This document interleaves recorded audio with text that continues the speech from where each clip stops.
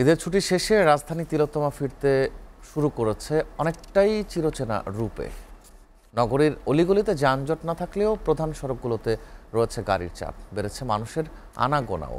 তবে আগামীকাল থেকে রাজধানী পুরো দমে ফিরে পাবে আগের চেহারা। সানজিদা প্রিয়র প্রতিবেদন। স্বজনদের সাথে পবিত্র ঈদ উল ফিতরের ছুটি কাটিয়ে ফের যান্ত্রিক ও কোলাহল জীবনের কর্মস্থলে ফিরছে ঘরমুখ মানুষ। এতে তিলোত্তমা নগরী ফিরে পাচ্ছে স্বাভাবিক চেহারা।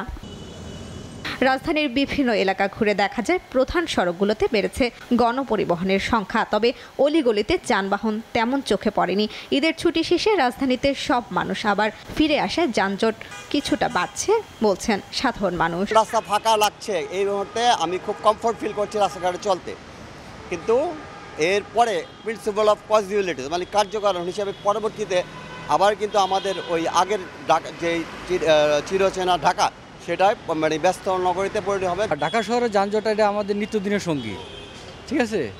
যদিও সামরিক সময়ের জন্য ভালো লাগছে, কিন্তু আসলে ঢাকা শহরে যানজট না থাকলে এটা আমাদের কাছে আনইজি ফিল হচ্ছে। ভালোই লাগে, হয়তো যানজট হইলে তো মানুষের চলতে বিরাট সমস্যা।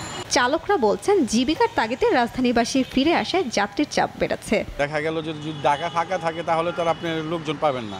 এই কয়দিন অনেক কষ্ট হয়ে গেছে, যা মনে করেন বলার মতো না। এখন হয়তো বা লোকজন আসবে, আবার কিছু দেখা গেল যে নতুন করে রোডে ঘাটে চললে যাত্রী পাওয়া যাবে। ফাঁকা থাকলে চার দিন তো ভালোই লাগছে, রিক্সা চালাইতে মজা লাগে, খেপ মারতে কম সময়ে মারা যায়। এখন তো যানজট বেশি হলে একটু ঝামেলাই লাগে।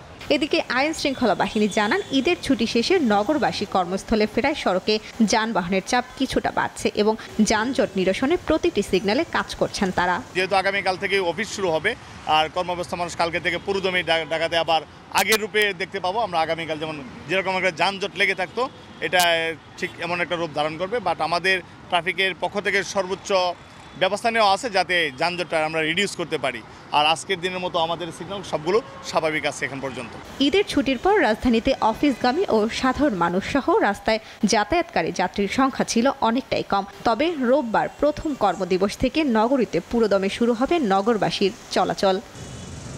সানজিদা প্রিয়, এসএটিভি, ঢাকা।